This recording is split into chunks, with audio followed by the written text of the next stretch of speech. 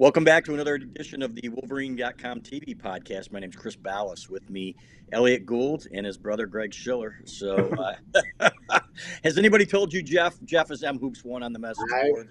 And has anybody ever I've told heard the him, other Greg, that he way. looks like Elliot Gould? Yes, Yeah, I've heard it. Yes, yes. there's a resemblance. Better known as Rachel Green's father or the other one, Monica's father on Friends. Yes, go ahead. Exactly. Yep. Yeah. And that's not an insult, Jeff. Handsome movie star, obviously. So there you go. You got Well that. done. So you got that going for you, which is nice. So Greg Schiller, Gsblue on the board.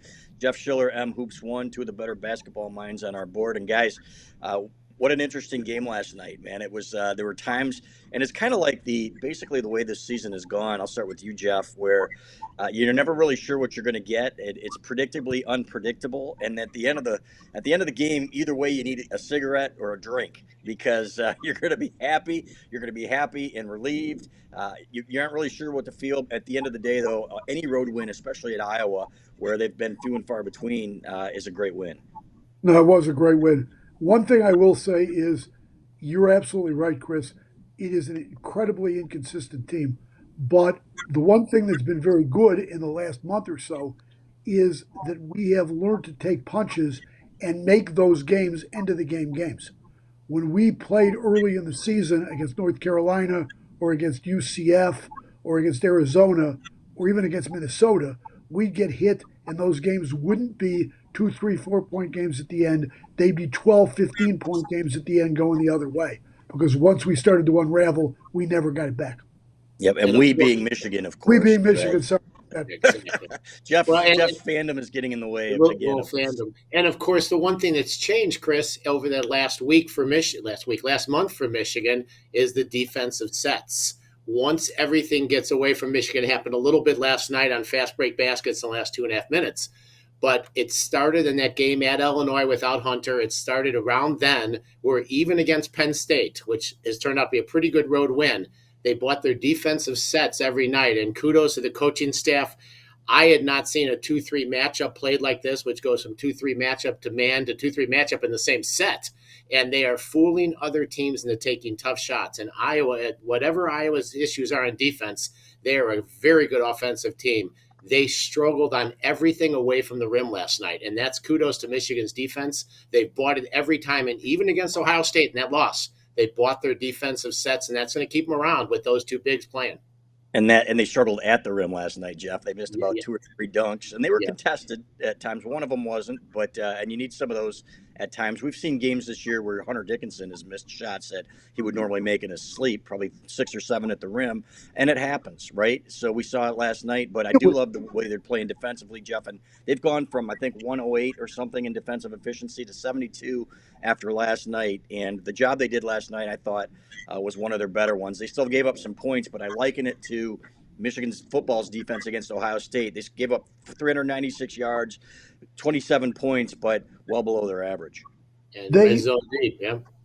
They're much better. I mean, the last 3 games Michigan has played against teams in the top 15 in offense.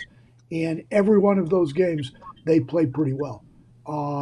Not perfect, and the transition defense broke down in the last 3 minutes after being really good for the first 36 or 37.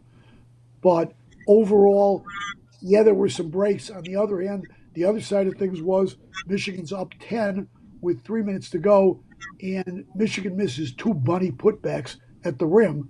Iowa comes down and gets a 3-point play, and it's a 5-point swing.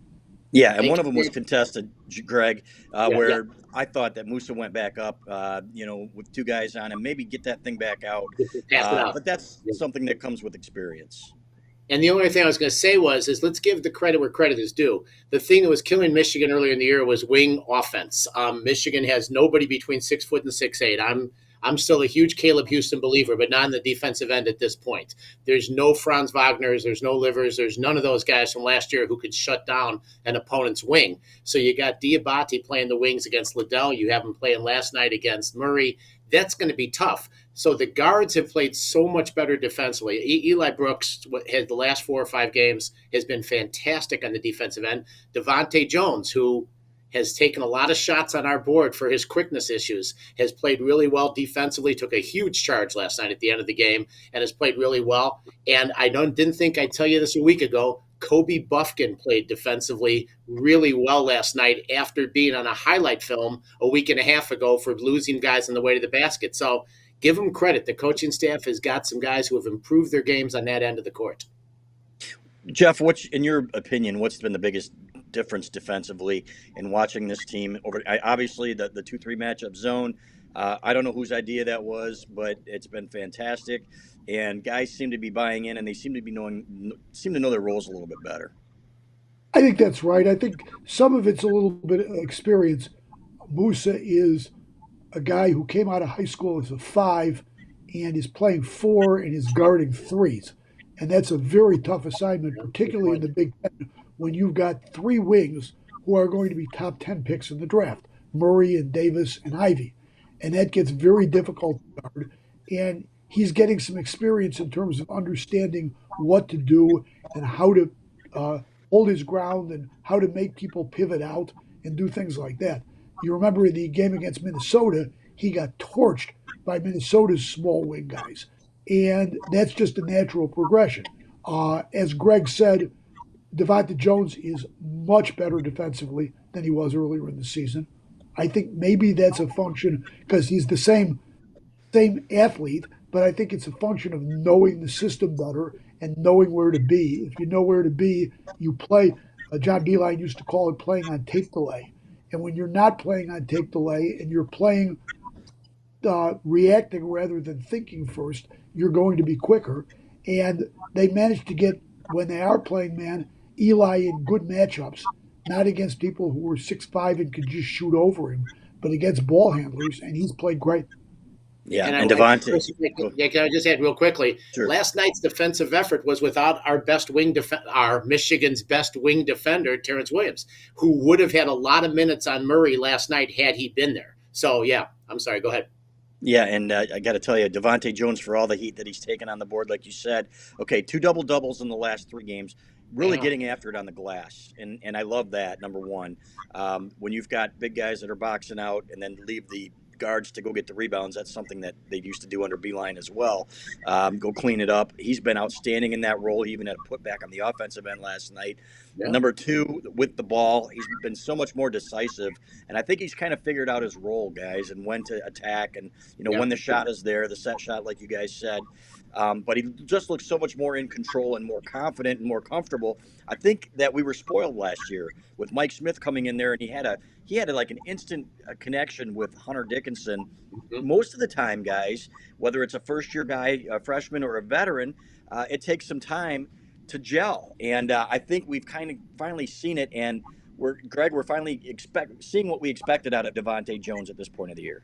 And to his credit, and again, the board has pointed this out more than I have, but think of who he had to come in to play with. He's able to go over high screen rolls and not have to rely just on Hunter down low. He had 3 pros playing with him on the wing. He had Wagner, he had Livers, and he had Shawnee Brown, all of whom are playing in the pros right now, all of whom are playing on NBA teams, all who could make 3-point shots. When Shawnee was Shawnee, and when he got hot, it was fun, wonderful to watch. But when you go over the high screen rolls, that is everybody's staple from grade school all the way up, and you don't have a wing who's shooting it well right now, it put a lot of pressure on Devontae to make some other decisions. That doesn't mean Caleb's not going to be that guy, but Mike Smith came into a little bit better situation with 3 wings who were pros as opposed to what Devontae came into this year, and credit to him and credit to the team. And again, to Juwan for adjusting that whole game set where Jeff and I have talked about this way, way too much, Elliot Gould, is that you're in a situation where every time Hunter touched the ball in the post is a good offensive set. Every time. That's a whole different offense, and he is fantastic at it. I've not seen anybody do it like him. He is fantastic at it. That's another adjustment they made. So kudos to them. And then on the flip side, Jeff, go ahead. Another thing is because Devontae has gotten better, Hunter sees the ball more in the post because they were having a lot of problems early in the year finding him in the post because people were even double teaming him before he caught the ball and making other guys beat them. When Devontae Jones plays better, it opens a lot of things up. And the other thing they've done, the adjustment they've made, is bringing Hunter out to play a fair amount of moments at the high post or the elbow so that Diabate can work down low. Chris, can I say Yeah. one more thing? Have you ever seen it? You've been watching it for a while. Jeff is older than both of us. He followed the Joel Thompson days and everything like that. The best guy out of the post I ever saw, because no team double teams the post right away. They wait till you put the ball on the floor, then they run a double team at Hunter. I thought Weber was the best. Juwan was fantastic, by the way. Weber was the best I ever saw at it. Dickinson keeps his dribble alive and always makes the right pass. It's amazing, not just a cross-court pass. He'll go back, they'll repost. I haven't seen anybody do this, and to Hunter Dickinson's credit, he came out as last year not able to do so many things he can do this year. Again, kudos to the coaching staff, but kudos to him for working on his game. He's as good as I thought Teskey was pretty good a couple years ago, catching and finding the right man. Dickinson's as well as I've seen. Have you seen any better? He's gotten better. I think last year he struggled, and in talking to Phil Martelli about it, he said there's no reason that he should be getting 4 turnovers a game, and sometimes he panicked when guys came out at him, and I think he's gotten a ton better on it this year, with the exception of that one-handed pass that he tried to make on the baseline down the stretch. And I'm going to say that was fatigue related, because I mean that was a brain fart and a half. So, but here's the thing: when you've got that height on just about everybody you play, you keep that ball high, and if teams double you, you see over everybody. That's another thing that Beilein always used to say, and you know what? People get mad at us for talking about John Beilein so much. I'm not going to apologize for talking about a Hall of Fame coach and the things that he said over 12 years. It'd be like if Moeller were coaching and you were still talking about Bo. It happens, right? It doesn't mean that we are saying anything negative about Juwan Howard, but what Beilein always used to say is, hey, take your time. You can see over people. You can find the open guy. He's gotten better and better at that. His turnovers are going down as a result. The one thing, Jeff, I think more than anything, he's kind of rushing his finishes at times. And there have been, it was automatic last year. This year, I think with the added attention, I'm not calling it panic, but he seems to be rushing things a little bit on the offensive line at times, and he's still outstanding. Don't get me wrong. I think that's right, but I think part of that, too, is fatigue. He's playing 34, 35 minutes a game. That's a huge amount of minutes for a kid that size. I don't remember kids that size playing that much for Michigan in the past. Even the great ones, even the Webbers and the Howards. When Weber and Howard were playing, there was always an Eric Riley or somebody like that to come in and give them 7-8 minutes a game. Dickinson's playing more than that, and he is the focal point. When you saw last night from about the 13-minute mark of the first half to about the 9-minute mark when they tried to give Hunter Dickinson a rest because they needed to, and the offense went under. And then late in the first half, when they took him out and brought in Folds, the offense again went under. They have a very hard time when Hunter Dickinson is not in the game at this point. I think that'll get better with time. Buffkin looks better. I think Caleb Houston will be a better player. And Diabate was terrific. But right now, they're so dependent on Hunter Dickinson that I think he gets to the end of the game and he's just beat up. I think so. Greg, I got to ask you about Brandon Johns because, boy, the regression this year, we were hoping that he would take that next step and he'd be consistent and kind of what we saw in the tournament, even though he had, I think, the big goose egg in rebounds against UCLA. But I guess the way you have to look at it now is that anything you get from him is a bonus. Yeah, I feel like on the offensive end, it's just one of these things. If he makes his first shot, if he makes his first shot at the rim, some of the things, I will go back to the idea that on the defensive end, even when his offensive game is struggling, he has bought it against Liddell. He bought it against before that at Penn State. But it's just unfortunate to watch. And that's, again, where the problem comes in. We've read things about Jace Howard on the board. We've read things. If you have somebody, and that's Frankie too, unfortunately, you have to have 5 guys in the offensive end who at least can produce. And right now, it's good Brandon. I still have the confidence that he's going to come out and do some of the things he did. He hits his first corner 3. He's a better player. He loses a little bit of confidence when he misses that first shot. And we still have the confidence in him, but he hasn't played in the second half in the last 2 or 3 games. And I think that's a sign that right now his confidence isn't there. Still got some games to go, so let's keep the faith, right? Yeah, and here's the interesting thing, Jeff, is that last night Caleb Houston 0 for 5 from 3-point range, gave them essentially nothing. He gave them 6 points, and yet you still win at Iowa. And I think that's a positive that this team has not reached its peak yet. I think that's pretty clear. We've seen it when it is against Purdue at home. They were a step ahead of Purdue, and granted, Purdue was playing third game in 5 days, the way Michigan was against Ohio State. But we've seen the ceiling for this team, and I think that's what's kind of maddening for some people is that, man, why can't it all click at the same time? But then you look around the Big Ten, and there's not one team that's playing at such a high clip the entire season. It's just not realistic. No, and frankly, if you look around the country, there really isn't a team. Last year, you watched basketball and you saw Baylor and you saw Gonzaga, and you said those teams are miles ahead of everybody else. At the time, Michigan was the number 3 team in the country, and only if you were an extreme homer would you have picked Michigan to beat Baylor in a semifinal matchup. It just wasn't going to happen. There is nobody that I have watched this year, and I watch far too much college basketball for my own. Yes, you do.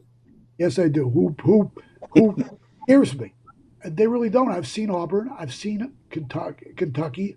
I've seen Kansas and Baylor and Gonzaga, and they're all good. Don't get me wrong, but they're not great. They're not what teams were last year. They just aren't. And Chris, if I can add, I went to the other night to the Northwestern Purdue game, and Ed Hightower was there, by the way, Chris, just so you know, as a good old name out of the past. And Purdue refuses to play its two bigs together, Edey and Williams, right, Jeff? Right, yeah, Edey and Williams, right? They don't play them together, which I don't understand why, but that Matt Painter is a great coach and obviously has his reasons. They don't play two bigs together. Boy, that game against Purdue and some of the runs we had last night against Iowa with both bigs in the game, when they're on, that's a scary team to face if they make the tournament, if both bigs are playing like they did against Purdue, moving the ball both offensively and defensively. So yeah, I got to ask you, Jeff, who's the best team in the Big Ten right now? Is it Purdue? Is it Illinois? Because Illinois gets beat by Rutgers, and you look at the way Rutgers is playing. You know what? That game at home is a huge game. It is. Yep. Every single game that we play at this point, Michigan plays, can be lost. And every single game that Michigan plays can be won. Purdue is scary offensively if they get it going, but Purdue is very susceptible to a team with a big who can float away from the basket because their bigs cannot. Yep. It's susceptible to a team like Michigan that has a second guy who can try to take somebody away from the basket and then go in and post like Diabate can.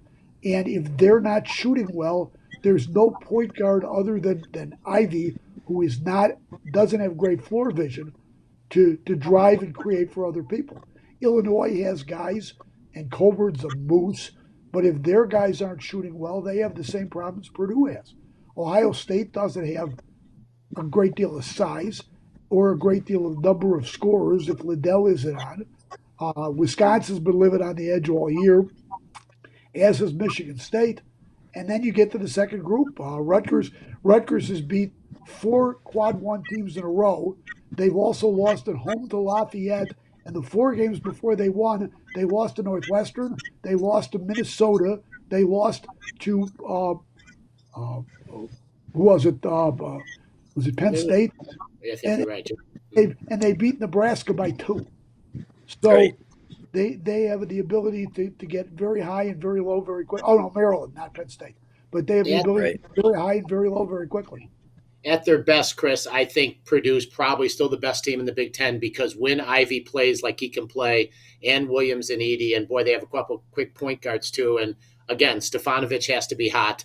Purdue's probably on their best night, the best team in the Big Ten. But boy, up on Northwestern by 4 with 10 seconds to go. Maybe should have lost to Maryland at home the other day after being blown out by Michigan. And at the end of the Maryland-Purdue game was pretty interesting. I mean, there's not one team in the Big Ten that you can say going into the Big Ten tournament is the favorite. It's going to be an interesting tournament for sure this year. Am I crazy? Go ahead, Jeff. The funny thing about it is there is not an unreal possibility that any team, including a team like Michigan, could get hot out and win the Big Ten tournament. Yeah. Because there's nobody that is a necessary roadblock standing in the way. Right. Am I crazy to think that, Greg, that Michigan can go into Wisconsin and win? And we've seen, like we said, Michigan State, they go into Michigan State and they win by 10, I think, or 6 or 8. And then after getting beat by Michigan State at home. Penn State plays them to 51-49. Yeah. I think if Michigan plays as hard and as it did against Iowa, and they've got a couple days rest here, I think there's a shot. I think there's a definite shot. And, again, you have to get past the flagrant Davidson fouls, which we will. And, and you have to be on the playing as tough as you can. They have another wing, though, who Musa's going to have to guard, and that's Davis, who is fantastic. I mean, he's a pro. A longtime NBA guy, Tim Vernon, was talking about how he went from the second round to the first round. And I have to say it again. Musa's going to have to guard him, stay out of foul trouble, and do that. But shooting 4 for 20 last night at Iowa, and when you think a couple of those threes are going to go down, I think they have a chance. However, this is an interesting game in that every one of us, when the three of us talk, and again, Jeff calls me constantly, I try not to call him, but talk about what we need to do here. It's, Michigan needed one of these two games, clearly. They got their one. And so if they lose to Wisconsin, they still need that one of the next two games for Michigan, right? At Wisconsin, home against Rutgers, and they're in pretty good shape. But I agree with you, Chris. At Wisconsin is going to be a chance, depending on how they take Wisconsin's punches and move forward, because they're going to have those runs. Jeff? Yeah, I agree. Wisconsin has a bunch of guys who feed off of Johnny Davis. If Johnny Davis doesn't play well, Wisconsin has a very difficult time scoring. Johnny Davis is terrific, but he's had games where he struggles. And the key is to get Michigan's guys. Wisconsin doesn't have a great big to guard Hunter, and their guards, aside from Davis, aren't especially good. Davison runs off screens, but that's the kind of matchup that Eli is very good at. Eli is very good at following people coming off screens and stopping them from getting shots. So to me, it's whether or not they can stop Davis. And the one problem they're going to have is if they're putting Musa on Davis, then Tyler Wall, who's turned into a pretty good player this year, is going to wind up with Caleb Houston on him. And the question is whether Caleb Houston's going to get abused inside in that matchup. I think you're going to see a lot of zone against Wisconsin. They have not shot the ball very well all year. And matchup zone as it will, but you will see a lot of zone against Wisconsin. Hey, Chris, any inside information on Williams? We're asking probably some insider information, but any chance Williams plays against Wisconsin? Day to day is what we're hearing. So nothing serious, and he should be back. But I liked how they played without him last night. Now you need all hands on deck, like Johan Howard always says. So, and he's had some games this year where he's been a difference maker. There have been times when he's been a liability. So you never really know what you're going to get from him, the way it's been with Brandon Johns as well. That's just the fact of the matter. But I do like the way they're playing together, guys. If I had, if you asked me today, if you'd asked me after Ohio State, I'd said, well, we did a poll on the board at our message board, and we asked people, is Michigan going to make the tournament? 70% said no, or 75% said no, and 25% said yes. Today, I'm guessing it would be the other way around, and I'm guessing if they lose to Wisconsin, it's going to be the other way around again, so you never know what you're going to get. But I will say this, they've won 4 of the last 6, played Purdue to really nose-to-nose in West Lafayette. I think this team is playing good enough basketball that they're going to make the tournament, and then after that, boy, if they play with some confidence, who knows? Well, right now, Gumbo on the Ford, who's very good at this, has a post up this morning. And right now, Michigan's in. If the tournament were picked today, I don't see any doubt about the fact that Michigan's in. It's in on the Athletic. It's in on he's in on Lunardi. I suspect when Bracket Matrix goes up tomorrow with today's picks, Michigan will be in on that. And fairly comfortably in, I think, as well, which doesn't mean that they can't lose 4 out of the next 6 games and wind up out. But frankly, it doesn't mean that they can't improve the seeding either. Right now, they're about a 10, which gives them a fighting chance to win a first-round game. And you win a first-round game and you get to the second round, this is a team which, as we've seen, can go 3 of 22 from 3, but it can also go 12 of 22 from 3. And if it goes 12 of 22, if it has an Indiana game, if it has a Purdue game, if it has a Maryland game, there's a lot of teams it can beat. Yeah, and if you it just takes in a tournament setting, it takes maybe one guy to get hot. Maybe Caleb Houston starts shooting 40%. Remember Glenn Rice in '89? I'm not saying there's a Glenn Rice on this team, guys, but there have been stretches where 4 or 5 games, a guy gets hot, and you're like, okay, things are really heating up here, and a guy like that can carry you. So, Or guys, we'll do Dickinson, this. Yeah, go ahead. or Hunter Jeff? Dickinson. I mean, a lot Or of Hunter teams Dickinson. do not have a center who could go out and guard. Yeah, that's a good point. If Dickinson's having one of the games where he can shoot the ball like he did against Purdue, like he did against Maryland, like he did against some of the other games that he's had, that's a huge difference. And Chris, I want to say this. This goes back now to the offensive sets. Holy crap. I mean, compared to where they were against Central Florida and Minnesota, where it looked like one of our many kids' Colt League basketball games where 5 guys were standing within 1 foot of each other in those games. The spacing was terrible. The offensive sets. When we're talking 3 of 22, 5 of 22, these are not contested threes. The offense is getting great shots. And again, whether it's coaching staff, whether it's Devontae Jones maturing, whether it's getting a little bit more of Hunters touching the ball every time down the post, these are good shots. Those I'm asking last night, 4 of 20. Can you guys think of a contested three? I think Houston had one from the corner. That was I was about to make my shot fake there, Chris. But Houston had one from the corner that hit the top of the backboard. A guy was flying by him.